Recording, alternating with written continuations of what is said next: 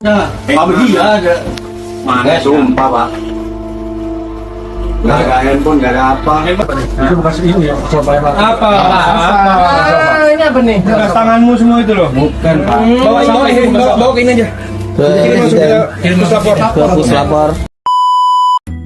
Halo guys, balik lagi dalam channel gua. Guys, hari ini gua akan menceritakan satu kasus pembunuhan di mana korbannya ditemukan tanpa kepala dengan tubuh terbungkus secara berlapis-lapis. Bagaimana kronologi lengkapnya? Yuk kita simak videonya.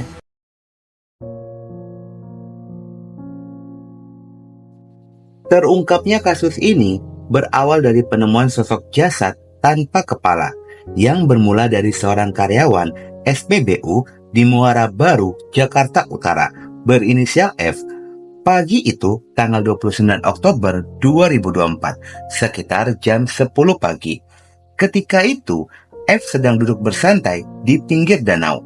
Danau tersebut berada tepat di belakang SPBU tempatnya bekerja. Saat sedang bersantai, tiba-tiba dia melihat sebuah karung besar. Karena penasaran, F pun mendekati karung tersebut. Saat didekati bungkusan itu, tercium bau tidak sedap yang sangat menyengat. F pun mengira jika bau itu adalah bangkai ikan yang berada di dalam karung tersebut. Namun pada saat itu, F tidak berani membuka karung tersebut. Lalu F menceritakan pada temannya, dan temannya pun tidak berani membuka karung itu. Karena merasa curiga, akhirnya teman dari F mendatangi Polsek Muara Baru dan melaporkan tentang temuan karung tersebut pada pihak kepolisian. Tidak lama berselang, polisi pun tiba di lokasi temuan. Polisi segera membuka dan mengecek isi bungkusan tersebut, yang ternyata bungkusan karung dibungkus berlapis, mulai dari karung pada sisi luarnya. Di dalamnya ada kardus, busa, selimut, dan kardus lagi. 5 lapisan itu di dalam karung menambah kecurigaan jika ada sesuatu di dalam karung itu. Dan ketika bungkusan terakhir berhasil dibuka, terlihat ada sosok tubuh wanita berada di dalamnya. Korban wanita itu ditemukan tanpa kepala, perut dalam kondisi membesar, kulit terkelupas, serta tangan dan kakinya dalam kondisi terikat.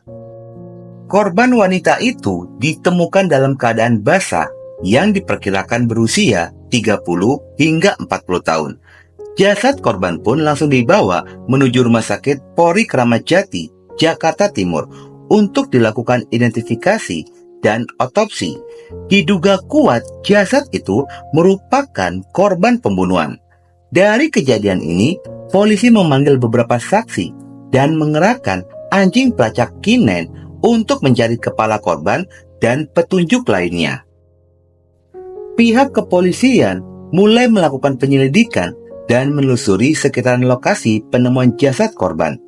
Dari hasil penelusuran CCTV, pihak kepolisian berhasil menemukan adanya rekaman CCTV di kawasan Penjaringan, Jakarta Utara. Terlihat pelaku keluar dari kediamannya yang berada di lantai 2 menggunakan baju abu-abu ditemani seorang pria berjaket berwarna merah sedang membawa sebuah karung yang berisikan tubuh korban. CCTV yang merekam kegiatan dari pelaku itu terjadi pada hari Senin tanggal 28 Oktober 2024 jam 19.56 menit. Bahkan terekam saat pelaku menaikkan karung ke atas mobil bak terbuka. Dari gelagat yang ditunjukkan oleh pelaku tidak terlihat gelagat kecemasan atau kepanikan, sehingga tidak ada yang mencurigai jika isi karung itu adalah jasad wanita tanpa kepala. Berbekal petunjuk dari CCTV tersebut, pihak kepolisian pun mulai menelusuri siapakah sosok pria itu.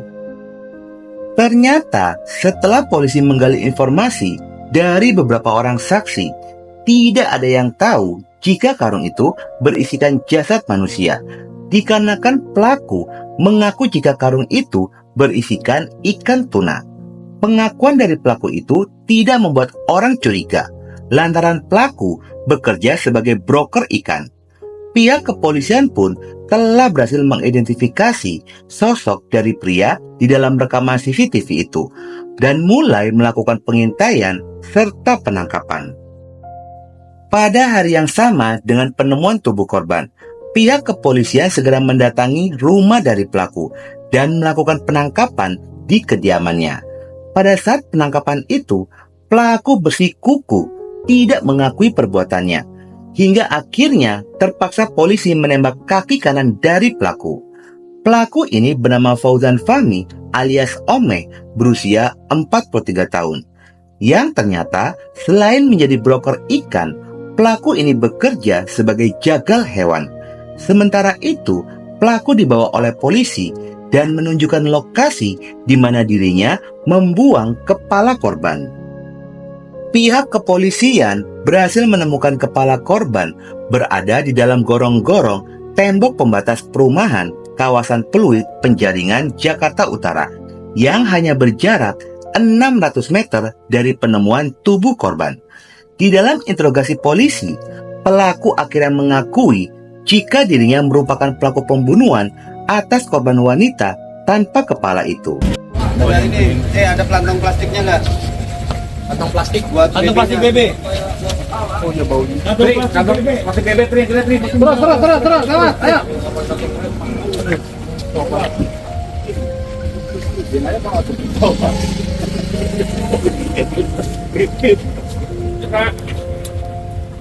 Coba balik ke bagaimana? Kepala.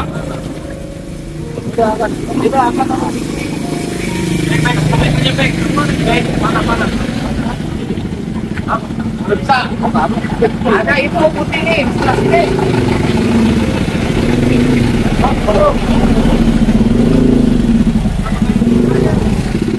Cek aja tuh. Cek aja kursinya, Bro. Kursinya ini. Naik dulu, naik. Itu lampunya dia. Naik. Kuat enggak? Aduh, kuat nih. Oke. Oh, setrum, TKP baru nanti. Foto.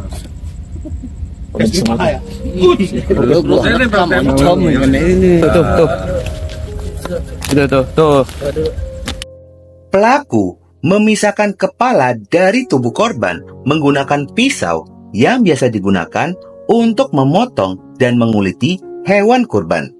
Dengan tertangkapnya pelaku dengan cepat, pihak kepolisian pun mengetahui identitas korban yang diketahui bernama Sinta Handiana berusia 40 tahun, berasal dari Tangerang, Banten. Sosok korban Sinta ini merupakan seorang janda berstatus cerai mati. Selain itu, korban pun telah memiliki 4 orang anak. Korban mengontrak di sebuah rumah yang berada di RT 03 RW 04 Kelurahan Binong, Kecamatan Curug, Kabupaten Tangerang, Banten, dan sudah 3 tahun mengontrak di sana. Namun, korban bekerja di Penjaringan, Jakarta Utara. Untuk pekerjaan korban masih simpang siur. Ada yang mengatakan jika korban ini merupakan asisten rumah tangga. Sementara kesaksian ketua RT setempat, jika korban selalu berangkat bekerja pada jam 18.00 dan pulang pagi hari. Banyak warga yang tidak mengetahui pekerjaan pasti dari korban. Pada sisi lainnya, menurut keterangan keluarga, korban ini sudah tidak bisa dihubungi sejak hari Senin tanggal 28 Oktober 2024. Hilang kontak. Itu membuat keluarga menjadi panik hingga anak dari korban mencoba mencari keberadaannya dengan menghubungi teman-teman korban, yang dimana rumah orang tua korban ini hanya berjarak 100 meter dari rumah korban. Jika melihat dari postingan TikTok milik korban, terakhir kalinya korban ini mengunggah video pada tanggal 20 Oktober 2024 dan hilang komunikasi dengan keluarga pada tanggal 28 Oktober 2024. Menurut kesaksian dari teman korban, jika terakhir kalinya korban pergi dengan seseorang, namun tidak diketahui apa aktivitasnya, hingga akhirnya korban ditemukan tanpa kepala pada hari Selasa tanggal 29 Oktober 2024. Menurut kesaksian dari ibu korban yang bernama Sutiyati, jika selama ini korban mengaku bekerja sebagai admin paket di Jakarta Utara. Dengan tertangkapnya pelaku pembunuhan, adik korban yang bernama Muhammad Santoso mengucapkan terima kasih kepada pihak kepolisian atas tertangkapnya pelaku dan berharap pelaku mendapatkan hukuman yang berat. Sementara sosok dari pelaku ini di lingkungannya dikenal sebagai pribadi yang baik, sering bersosialisasi. Banyak yang tidak menyangka jika pelaku tega melakukan perbuatan yang sangat mengerikan. Untuk sementara, diduga korban dibunuh di rumah kontrakan dari pelaku. Namun anehnya pada saat pelaku melakukan pembunuhan itu, istri dan anak pelaku tidak diketahui keberadaannya. Menurut Kabid Humas Polda Metro Jaya, Kombes AD Arisyam Indradi, jika pelaku dan korban ini merupakan teman dekat, namun tidak dijelaskan secara rinci apakah pertemanan biasa atau ada hubungan asmara. Sambil berjalannya penyelidikan, polisi akan melakukan tes kejiwaan pada pelaku sehingga polisi bisa memastikan apakah pelaku ini melakukan pembunuhan dalam keadaan sehat dan sadar atau pelaku mengalami gangguan kejiwaan. Setelah menjalani pemeriksaan secara intensif, terungkaplah fakta jika korban dan pelaku bukan hanya sebatas teman, melainkan keduanya pernah melakukan pernikahan siri beberapa tahun yang lalu. Namun, setelah 2 tahun pernikahan dan berakhir dengan perceraian, setelah keduanya bercerai, mereka pun lost kontak. Sementara itu, motif pada pembunuhan ini dikarenakan pelaku merasa sakit hati. Sakit hati, Pak. Korban ngerendahin istri saya, ibu saya. Korban ucapin istri saya pelak, orang tua saya pelak. Kronologi pada pembunuhan ini bermula setelah sekian lama keduanya tidak berkomunikasi. Tiba-tiba korban menghubungi pelaku, di mana pada saat itu korban mengaku ingin membeli ikan. Pelaku yang mendapatkan orderan tersebut segera memenuhi permintaan dari korban. Lalu pelaku meminta korban untuk datang ke rumahnya dan mengambil pesanannya itu. Setibanya di rumah pelaku, entah apa yang terjadi. Korban mengucapkan perkataan yang merendahkan ibu dan istri pelaku. Korban mengucapkan jika istri dan ibu pelaku ini seorang PSK. Pelaku yang mendengar perkataan itu membuatnya sangat tersinggung dan marah karena korban sudah merendahkan ibu dan juga istrinya. Tanpa pikir panjang, pada saat korban membelakangi pelaku, pelaku langsung menggenggam leher korban dari belakang hingga membuat korban tidak sadarkan diri. Lalu meletakkan tubuh korban di gang rumah kontrakan dari pelaku. Setelahnya, pelaku segera mengambil pisau yang biasa digunakan oleh pelaku untuk memotong hewan. Lalu pelaku yang sudah terbiasa memotong hewan kurban ini dengan mudah memisahkan kepala korban dari tubuhnya. Selanjutnya, pelaku memasukkan tubuh korban ke dalam karung yang dilapisi menjadi 5 bagian.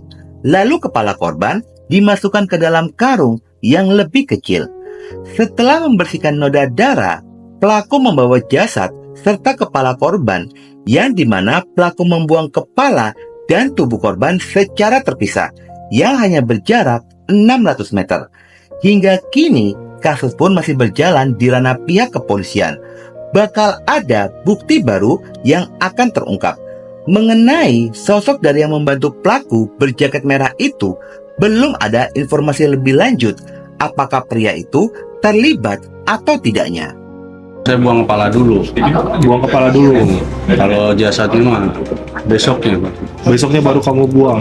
Setelah saya bungkus rapi. Kamu bungkus rapi semuanya. Meskipun dalam pengakuan pelaku seolah-olah pembunuhan ini tidak berencana, namun polisi tetap menjerat pelaku dengan pasal pembunuhan berencana dengan ancaman maksimal, yaitu pidana mati. Intisari dari kisah ini, jika benar korban mengatakan hal tersebut, siapapun orangnya pasti akan marah. Namun, apa yang dilakukan oleh pelaku melakukan pembunuhan dan mutilasi itu pun adalah perbuatan salah. Oke guys, sekian dulu video gua hari ini dan jangan lupa ikuti terus video gua. Oke?